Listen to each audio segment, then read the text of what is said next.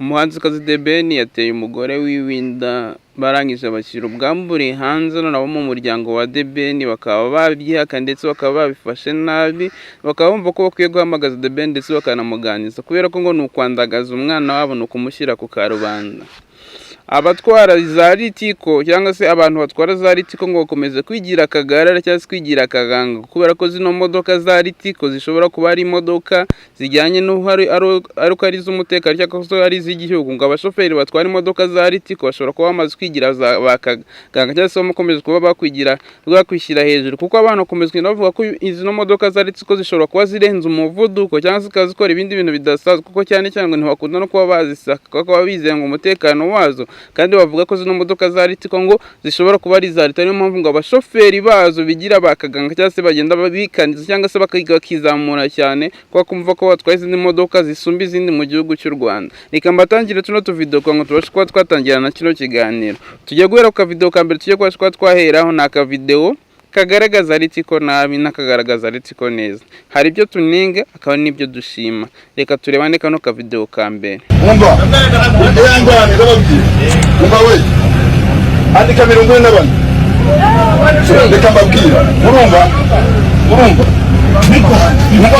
mwangane batumwe nyine twara bangaje mwangane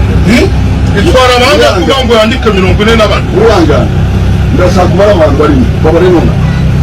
umva reka mbabwire ntahomba urabona ukuntu urabana n'abatarimo abantu ntabwo bafatira n'ibikuti ndabizi ko mwibuka kandi uragiye kwimuranyuma neza kandi namwe ubwanyu uranyuma ukansima uyu mugabo nubwo yigaragaza nyendenga kumukubita twiwe and I will arrest you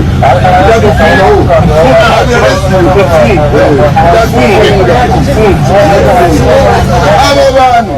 umuntu uzi ko ari inyangamugayo umuntu ukuze neza ndashaka umugabo ntacyo mukora mu muntu ariko ndashaka umuntu mukuru uvugisha ukuri hano uburyo bakoze ab'inyangamugayo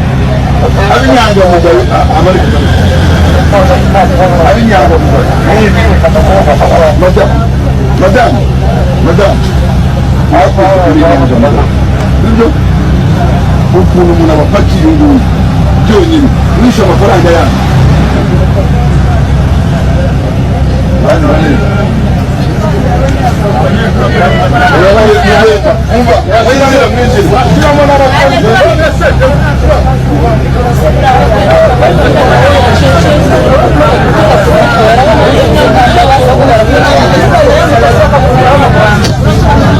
nkuko mubonye kano kavideo ka mbere biragaragaza umupolisi ndetse bikagaragaza n'umupolisi ndetse n'umuntu utwara imodoka ya ritiko kugenda baterana amagambo bigaragara neza yuko uyu mupolisi yamworoheye kuko yaramubwiye ati nge mfite ubushobozi bwo kuba kano kana kwambika ipingu nkajya kugutwara nkagufunga kuba ntari kugufunga suko binaniye ni arongera aravuga ati dukeneye kureba umuntu uri mukuru wabura ahangaha kino ni kibazo kuri ritiko ariko dore ikindi kintu abasha kuba nashimira ritiko ngo tubashe kuba twatangirana kino kiganiro abantu bafite ubumuga babasha kuba babitaho ndetse tunashimira ritiko kwako isaha ku isaha wabura umuntu mwa uri abantu babiri bakugereza ku isaha ahantu ushaka kuba wagenda twego turebe nakabona ko video nge kanshimishije cyane ngo tugire ikintu twabasha kuba twabiganira.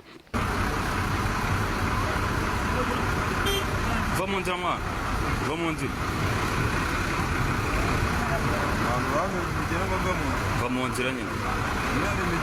esa ibindi uri kureba nyine niba wumvisha ukaba uri kuva mu nzira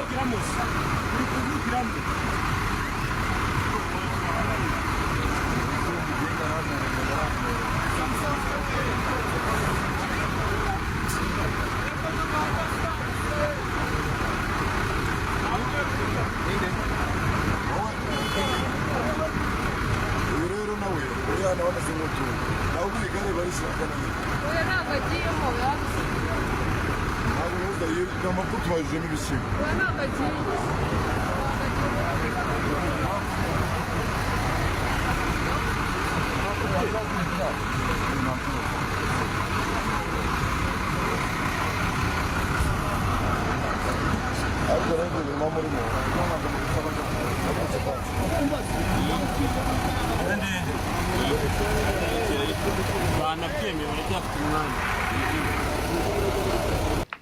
yego dutangira kino kiganiro cyacu mwaramutse kandi mwongeye kwirwa bakunda gukurikira YouTube channel Big News ko buri everyday cyangwa se buri gihe tubagize ibintu byiza kandi byinshi bigiye bitandukanye maze ko tugenda tubagira ahantu hose ku mpande z'inshi zigiye zitandukanye ahantu hose tubasha kuba twabagirirayo kugira ngo abantu dusozanye umwaka dukomeze kuba twabashimira kuba twaratangiranye uyu mwaka ndetse tukaba tunawusozanye kuba twatangira mu mwaka wa 2019 tukaba tugeranye mu mwaka wa 2025 tukaba ejo tukaba turamaze winjiramo tukatumije kuba twabashimira ndetse tunabifuriza ko umwaka wa 2025 uzabera uw'amata n'ubuki dusuzanye umwaka neza ndetse tunatangira undi mwaka neza kugira ngo dutangire kino kintu ku muhanzi The Ben. Umuhanzi The Ben yasohoye indirimbo ndetse anagaragaza Pamela ndetse anaca impaka agaragaza yuko Pamela umugore wiwe bakundana ndetse bakomeza no kugenda bishimirana ko yarangije kuba yatwita bakorana indirimbo yabaye nziza ndetse n'abantu benshi bakomeza kugenda babasha kuba bayishima barangije nyuma y'indirimbo baje kuba basohora amafoto niwe hindutse ikibazo. Indirimbo yari nziza agaragaza ko umugore wiwe yatwite biri kugaragara ndetse aniyambariye agakanzu ka move byakomeza kugenda bigaragaza bishimisha abantu benshi mu muryango wabo. Gusa nyuma yaho gatoya haje gusohoka ku Nyarwanda haje gusohoka amavideo agera kuri 5 akaba amafoto kamanze nyabashiramo kandi ku ruhande uragenda muyabona agenda atambuka. Aya mafoto niyo yabashe kuba yateza ikibazo. Aya mafoto kwenda uri hano kuri no ruhande aya mafoto agaragaza inda ya Pamela akagaragaza inda ye iri hanze yakomeje kugira ikibazo kuko umwe mu muryango wa The Ben yagize ati mfite abana 4 aba bana 4 banjye bose babyariye mu rugo. Ati mfite abana 4 kandi abana 4 bose banjye babyariye mu rugo. Kugaragaza ubwambure hanze ni ukudusuzuguza ndetse no gushyira umwana wacu hanze. Akari ibintu byakomeje kugenda bitavugwaho na rumwe n'abantu benshi ya mu muryango umwe wa The Ben ndetse n'abafana ba The Ben n'abandi bantu batandukanye bati bari gusohora iyo ndirimbo ushimira abantu ushimira umugore wawe ndetse natwe bikadushimisha ko unatewe na proud ndetse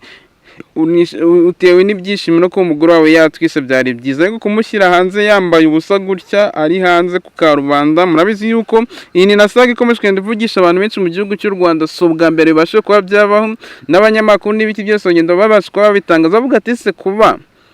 watwita hangiza gutwita ukakuramo hangiza gukuramo ukifotoza wambaye ubusa inda yawe yose iri hanze uyu mwana wawe ubona azabibona gute? Ese ikindi kintu ubona atari uburwayi bwo mu mutwe ni kenisa bivuga ati ubungubu biba ari ikintu cy'ikibazo cyane kuko nimba watwise ni byiza umubiri wawe iyo nda yawe ni proud y'umugabo wawe byari byiza ariko ngo ikintu cyagakwiye kuba cyabasha kuba cyabaho mwakwifotoje yambaye nta kibazo ariko ibintu byo gukuramo indi kagaragara hanze niyo byakomeje kugenda bivugisha abantu benshi ibintu byinshi bigiye bitandukanye ndetse no bakomeza kubwira The Ben ati ibintu wakoze si byari byo ntago byari byiza kuba ari kumugaragaza yambaye iriya kanzu ya move byari byiza kurushaho ariko kuba wakomeje kuba wakora ibi ngibi byani bibi ntago byari byiza. Reka twikomereze tugendana n'inkuru yo muri Ritiko. Inkuru yo muri Ritiko murabizwa n'abacishijeho akavideo hano ku ruhande munashaka mwakongera mukaba mwana kumva ariko nakabacishirijeho. Hano muri Ritiko habayemo ikibazo kandi ikibazo byitwa ko ari ikibazo ntago ari akabazo habayemo ikibazo. Hano muri Ritiko nta kavideo gakomeze kugenda gacara gakomeze kugenda kagaragara ku mbuga nkoranyambaga z'abantu benshi bagiye batandukanye gakomeze kugenda gacara kagaragaza komeze kugenda gacara kagaragaza uyu mugabo ndetse n'umupolisi umuntu utwara Ritiko bagiranye ikibazo gakora bizi ko n'ibintu byemeye mu gihugu cy'u Rwanda. Polisi muzi ko polisi yo mu muhanda ishinzwe umutekano wo mu muhanda ikaba ishinzwe gutwara abantu n'ibintu mu muhanda ikaba ishinzwe kugira ngo abantu bari mu modoka cyangwa se bari mu bindi bintu batwawe kugira ngo babashe kuba bagira ayo amahoro. Umupolisi yaje kuba yakwinjira mu modoka ya Ritiko arangije kuba yakwinjira mu modoka ya Ritiko kwa kurabizi barabyemerewe bashobora kuba yakwinjira bagasaka agezemo asanga umubare w'abantu barimo ni benshi. Abwira umushoferi ati bite byawe ibintu bimeze bite urapakira abantu nk'imifuka y'ibirayi ntago uziko bino bintu byacitse mu gihugu cy'u Rwanda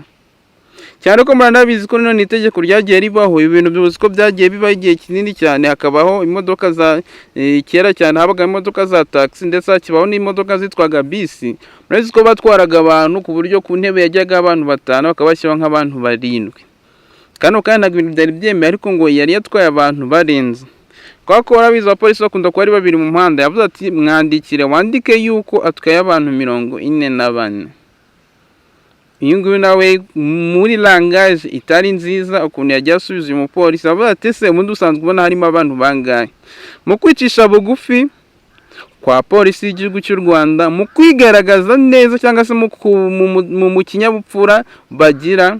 yavuze ati ese tube abantu bari clear, kuma umuntu yakwandikira ntabwo cyari ikindi kibazo, tube abantu bari kumvikana, tugerageze turebe umuntu hano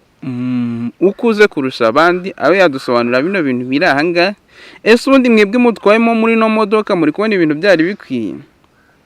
Ariko ubona musubizanye ikintu utamenya, bakomeza kuba byavuga cyangwa se n'ibintu bikomeza kuba byabashwa byavugwa. Murabizi ko ni inkuru zivugwa nyine, ntabwo tubizi. Bukunda kuba byavuga ko imodoka za Ritiko zishobora kuba ari imodoka za leta cyangwa se ari iz'abantu bakomeye, akaba aribyo byaba bituma abashoferi babo batari bose, kuko n'umwe tubonye n'ibindi nibyo numva bivuga mu baturage, ntabwo ari byo nyine nigeze mbona, kugira ngo tube honest. Ni ibintu tujya twumva bivugwa, bivugwa yuko ntabwo ari byo bivuze, n'ibivugwa nibyo numvise, cyangwa se ibyo n'ibihuha bitambuka biri aho ngaho, n'igihuha mbese ntabwo ari ukuri, ngo n'ibivugwa. Bivugwa yuko aba bashoferi ba Ritiko bikaniza, kubera yuko izi Ritiko zishobora kuba zitwarwa n'abantu bakomeye bo muri leta, cyangwa se zishobora kuba ba nyirazo ari iza leta, akaba ariyo mpamvu zitwarwa n'abantu bakaba bakwikaniza nk'uyu nguyu. Tutirenganyije umutekano ugaragara muri zino modoka za Ritiko. Murabizi ko abantu mukunda kuba mwagenda muri Ritiko, Ritiko n'abantu bagira serivisi nziza pe. Usibye wenda nyine abantu bamwe bashobora kuba bakwitwaza ibyo ngibyo tutanazi, b'abashoferi utamenya ibyabo, ariko Ritiko igira serivisi nziza pe, serivisi nziza cyane, kubera ko ugiye kureba Ritiko usanga Ritiko ijya igenda isaha mwayihaye ntabwo ishobora kuba yarenza iminota 10, kandi isaha babahaye n'undi kugira ngo mwagire ntabwo ishobora kuba yarenza iminota 10. Ahubwo njye urugero ngiye kubana, ngiye kuva i Muhanga ndi kwerekeza mu mujyi wa Kigali, shaseriye isaha ku isaha, imodoka nta n'abantu bari barimo kugira ngo nabyemera, yarimo nk'abantu bagira nko muri 7, ariko barayakije mbona iragiye kuko isaha babahaye ni ya saha pe, imodoka yahise isohoka iragenda. Mvuga ati mufite serivisi nziza pe, kuko ntiwabibona ahandi ho bashobora kuba banaguhagarika aho ngaho n'amasaha 2 na 3 mpaka bategetswe ngo buzuze abantu kugira ngo bagende, ariko iyo serivisi yo turayibashimira. Ariko dukomeza kuba twanenga, ntabwo ibintu byakabaye byiza. Polisi y'igihugu ni nziza mu muhanda, ndetse namwe bashoferi bamukwiye kuba mwatugeze, nkatwe tutagira imodoka cyangwa se n'abazifite bashaka kuba bagenda ari benshi, kwa mwadutwara business nziza, ariko mwagakwiye kuba mwakumvikana. Akavidewo karasohotse babasha kugenda bivugaho n'abantu benshi, bamwe bavuga TV, abandi bavuga TV, bavuga ati ibintu ntabwo ari byiza. Ariko akandi kantu nshaka kugira ngo turebaneho, izi ni inkuru turi kugenda ducamo kuri munsi, tuzagenda tuzibaciramo igihe n'igihe kuba zagiye zisohoka, kugira ngo tugende tuzibagezaho nta kibazo. Kandi kantu nshaka kugira ngo tubashe kuba twavugaho ni akangaka gashimishije cyane. Ni inkuru ishimishije nabashe kuba nabona, ni inkuru ishimishije pe, turetse kubeshya tubaye honest. Iyi nkuru yari ishimishije kubera yuko ni inkuru yatangaje abantu benshi ku mbuga nkoranyambaga. Aka ni akavidewo kasohotse bwa mbere, gasohokera ku rubuga rwa TikTok, nubwo ngo bakomeza kugenda banenga mu bihugu bigiye bitandukanye, bari kunenga TikTok bavuga ati TikTok niveho, TikTok yinjirira ibihugu n'ibihugu, TikTok